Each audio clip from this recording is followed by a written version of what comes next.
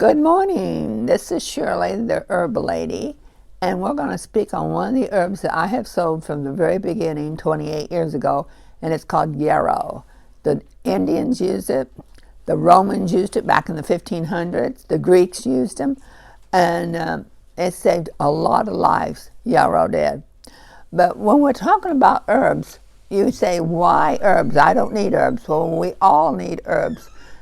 Why do you think God made them? He made them because he knew what we was going to get into. Herbs is for healing. It comes from when you want to be healed, you have to make sure that you are aware that you need help. If you have any kind of pain, you need help. And you need education, and that's where I come in. I had to do education for me and my husband because we wouldn't be here if it wasn't for knowing God and knowing about the herbs, because they have kept us alive and healthy at 76. We have not been sick, no running nose, no nothing like that. Then you take the education and then you take responsibility for knowing what to do and what not to do. And that's why a lot of people, when they don't have the education, they call me and I tell them, and if they want to know where I got it from, I tell them which book to go read. And faith that you can do it. A lot of people think, I can't, somebody else has got to do it for me. No. If you got a broken leg, well, I had a broken leg and they almost killed me. So I'll talk about that one of these days, but they sliced my leg open 3 times because they was making mistakes. So you really need to know what to do and what not to do, but have faith that you know what they're doing and be willing to change. I had one lady, it was yesterday, she, over Christmas, they had went and she had bought a cherry pie. Now, I had just helped her relation to get the cancer dead as a doornail. That means no sugar. And anyway, she got a cherry pie, and I got to talk to her because when she did, she really started stuff in the family. One family member had cramps in her colon because they had got completely off of sugar. They was feeling great, like teenagers. They was doing really good. And then mother-in-law broke down, and even the mother-in-law was doing great. I mean, she felt better. She felt like a teenager. They said she's running around doing all the work and everything. And before that, she wasn't doing that. So all this happened because she walked by the store and seen the cherry pie. Now what she should have done was got some cherries and got some xylitol and made a cherry pie from scratch. It would not hurt her, and it would not hurt those people that I don't want the cancer to come back. And when you eat sugar, I've had them to come back. Now yarrow is an acid, and it's an acid for the skin, and it prevents bacteria from unable to develop on your skin. And when the body is clean, germs cannot grow. Bacteria can not grow when you keep your skin clean. And when I say clean, it doesn't mean with soap, because a lot of soap makes bacteria grow, especially if you get the chemical soap. You got to have the natural soap. If you don't use the natural soap, you should see what's underneath your skin if you use chemical soap, because it makes the bacteria grow. But healthy skin will be real healthy, and the bacteria will not come out because it has got nothing to live on. Yarrow helps, especially useful because of the temperature. It opens pores and lets toxins out. That's what yarrow is famous for, is opening the pores and letting toxins out. Yarrow was known as the soldier's wound herb. In the field, it was bandages. It stopped the bleeding almost instantly, and I'll talk about it a little bit later.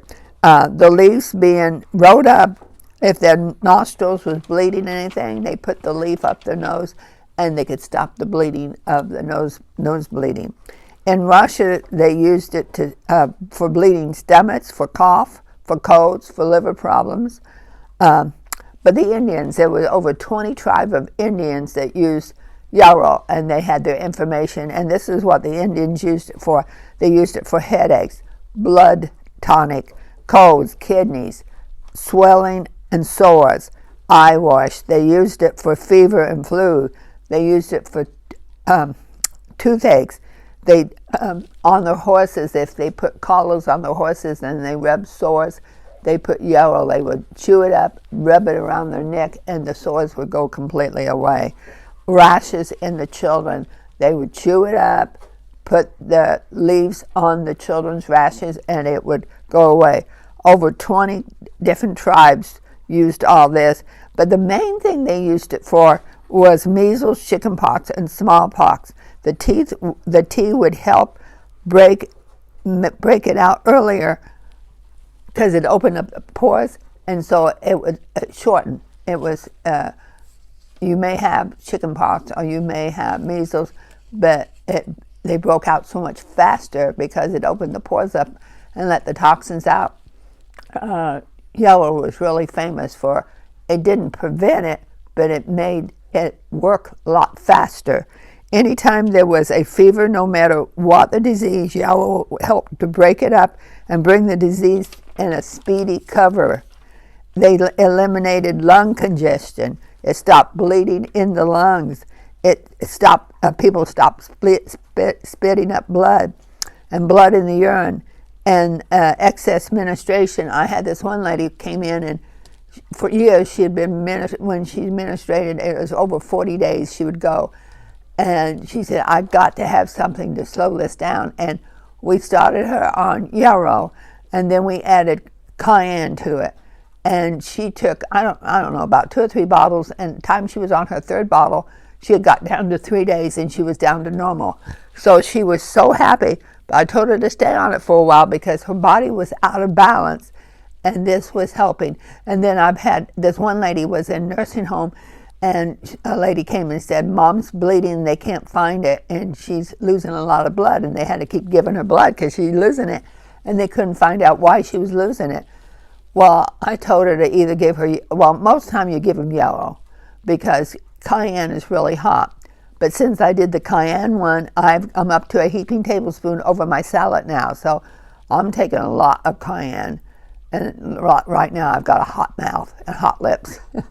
Because cayenne will open up the circulation and it will help so much. But Yarrow does this almost exactly the same thing, and it's not so hot, especially if you're A blood. If you're A blood, you should use more Yarrow than cayenne. If you're O blood, you can use either one. It helps to treat hemorrhoids, and it has a calming effect. It relieves cramps. It helps control excess bleeding, nausea, gas pains, skin irritations. It helps internal bleeding. And that lady, she kept on making a tea out of the Yarrow capsules. Take 2 capsules and make a cup of tea. And her mom stopped, the bleeding stopped in the nursing home. So all she did was take her tea.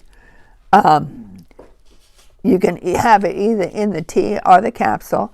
You can it purifies the blood, it improves circulation, it helps with incontinence, it eases diarrhea, it improves circulation, it acts as a blood cleanser and can help eliminate toxins and that's released by a virus.